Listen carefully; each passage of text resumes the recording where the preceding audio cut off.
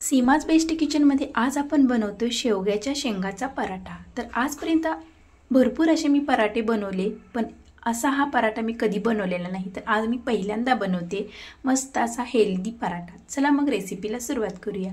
तर इथे मी शेवग्याच्या शेंगा घेतलेल्या आहेत।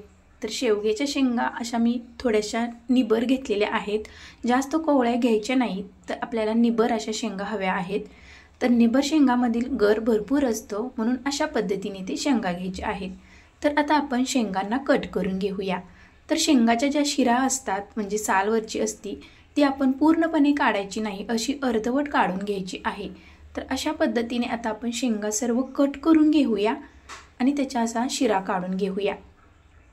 तर इथे मी सर्व शेंगा कट करून घेतलेले आहेत। आता पाण्यामध्ये घालूया आणि 2 पाण्याने स्वच्छ धुवून घेऊया। तर शेवग्याच्या पाल्याची भाजी किंवा शेवग्याच्या शेंगाची सूप किंवा शेवग्याच्या शेंगाचा पराठा आपल्या आरोग्यासाठी खूप फायदेशीर आहे, म्हणून इथे आज आपण मस्त असा शेंगाचा पराठा बनवतोय। तर मी ह्या शेंगा 2-3 शिट्ट्या करून घेतलेल्या आहेत कुकरला शिजवून। बघू शकता मस्त अशा शेंगा शिजलेल्या आहेत। तर या शेंगामधील आता आपण गर काढून घेऊया। तर मी 2 प्रकारे तुम्हाला शेंगाचा गर काढून दाखवणार आहे। तर अशा पद्धतीनेही तुम्ही शेंगाचा गर चमच्याच्या मदतीने काढू शकता।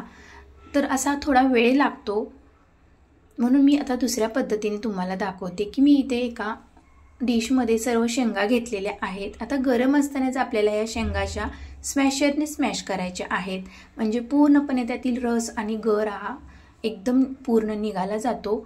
तर बघू शकता अशा पद्धतीने इथे मी शेंगा स्मॅश केलेले आहेत आणि स्मॅश केलेल्या शेंगा नंतर मी इथे पुरणाच्या चाळणीमध्ये घातलेल्या आहेत। खाली एक परात ठेवलेली आहे। तर पुन्हा एकदा मी अशा शेंगा स्मॅश करून घेत आहे आणि जे आपण काढून ठेवलेलं पाणी होतं शेंगा शिजताना डब्यामधील, ते पाणी इथे आपण वापरणार आहे। एक्स्ट्रा पाणी मी वापरणार नाही, तेच पाणी शेंगाचं शिजलेलं घेतलेलं आहे। तर बघू शकता अशा पद्धतीने आपण सर्व शेंगाचा रस काढून घेणार आहोत। अशा हाताने आपल्याला हे कुस्करून घ्यायचं आहे, म्हणजे पूर्ण गाभा आपला शेंगामध्ये निघून जाईल। तर बघू शकता पूर्ण असा शेंगाचा रस निघालेला आहे गाभ्यासोबत। तर आता आपण यामध्ये मसाले घालूया। तर इथे मी 1 ते 1.5 चमचा लाल मिरची पावडर घातलेली आहे, थोडासा गरम मसाला घालायचा आहे, थोडीशी हळद घालायची आहे आणि इथे मी धना जिरा पावडर थोडीशी घेतलेली आहे आणि 1 चमचा इथे ओवा घातलेला आहे। मसाले तुमच्या आवडीप्रमाणे कमी जास्त करू शकता। नंतर इथे मी 2-3 चमचे पांढरे तीळ घातलेली आहेत, चवीपुरतं मीठ घालायचं आहे। आता इथे मी ठेचलेला लसूण घातलेला आहे, अद्रक इथे वापरायचं नाही, लसूण ठेचलेला घालायचा आहे। आता इथे आपण गव्हाचं पीठ घालणार आहोत आणि इथे थोडंसं बेसन घालायचं आहे। बेसन 1 ते 2 चमचे घातले तरी चालेल आणि भरपूर अशी कोथिंबीर घालायची आहे। तर आपण आता जे शेवगाच्या शेंगामधील पाणी आणि गर होता त्यामध्येच ही पीठ मळून घेणार आहोत, बाकी आपल्याला पाणी वापरायचे ते नाही। जर लागले तर 1-2 चमचे तुम्ही वापरू शकता। तर अशा पद्धतीने मी आहे त्या शेंगाच्या पाण्यामध्ये, म्हणजे गाभा जो होता शेंगाचा त्यामध्येच हे पीठ मळून घेतलेलं आहे। जेवढे पीठ बसेल तेवढं आपल्याला इथे गव्हाचं पीठ घालून हा गोळा मळून घ्यायचा आहे।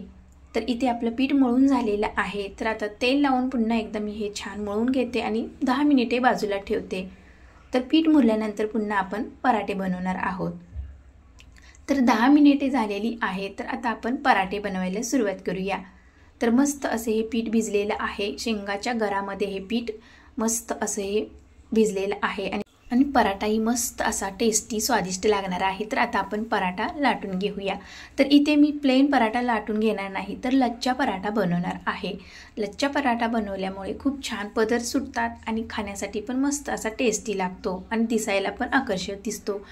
पराठा लाटून झाल्यानंतर इथे मी पराठ्याला तेल लावलेलं आहे, तेल पूर्ण लावून घ्यायचं आहे आणि वरती आता गव्हाचं पीठ आपण असे पसरवून घेऊया। थोडंसं पीठ लावायचं आहे, जास्त लावायचं नाही। तर अशा आपल्याला घड्या करायच्या आहेत। तर लच्छा पराठा बनवायचा आहे म्हटल्यानंतर अशा पद्धतीने आपल्याला एकावरती एक अशी घडी करायची आहे। तर पूर्ण असे फोल्ड करून घेऊया अशा हलक्या हाताने, जास्त प्रेस करायचं नाही। आता घडी करून झाल्यानंतर पुन्हा असा आतमध्ये आपल्याला हा रोल बनवून घ्यायचा आहे।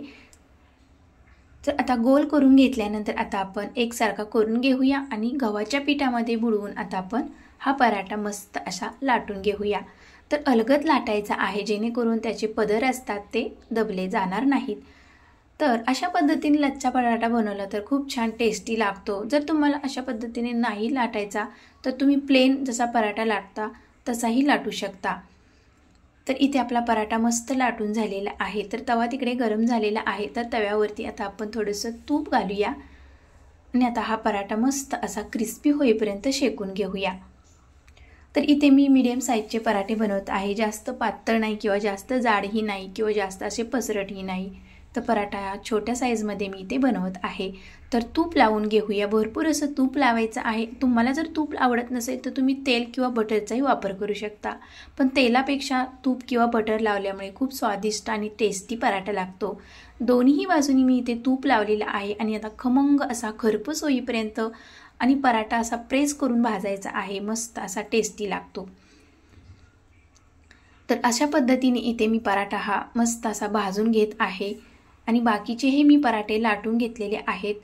तर आता हा पराठा मस्त असा टेस्टी खमंग असा भाजलेला आहे। आता आपण हा पराठा काढून घेऊया।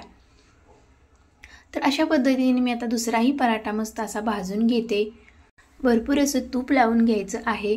तर ही पराठ्याची रेसिपी मस्त अशी टेस्टी बनते, मी पहिल्यांदाच बनवत आहे। आपल्या आरोग्यासाठी शेवगा अत्यंत गुणकारी औषध आहे, म्हणून इथे आपण शेवग्याच्या शेंगापासून पराठा बनवलेला आहे। तर आता आपण डिश सर्व करूया। तर सर्व पराठे इथे मस्त तयार झालेले आहेत। तर आता आपण पराठ्यासोबत इथे मस्त अशी शेंगदाण्याची चटपटी चटणी बनवलेली आहे आणि त्यासोबत दही पण। अशा पद्धतीने इथे मी शेवग्याच्या शेंगापासून पराठा बनवलेला आहे। तर हा शेवग्याच्या शेंगाचा पराठा तुम्हाला कसा वाटला तुम्हीही नक्की ट्राय करा, खूप टेस्टी आणि हेल्दी रेसिपी आहे। तर ही रेसिपी तुम्हाला आवडली असेल तर कमेंट बॉक्समध्ये नक्की सांगा आणि तुम्ही ट्राय करा।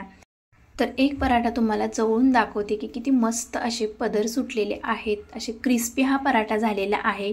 तर लच्छा पराठा केल्यामुळे हा मस्त असा झालेला आहे, असे पदर सुटलेले आहेत। तर दहीसोबत मस्त असा टेस्टी लागतो, दही किंवा लोणच्यासोबतही तुम्ही खाऊ शकता। रेसिपी आवडल्यास लाईक शेअर सबस्क्राईब करायला विसरू नका। धन्यवाद।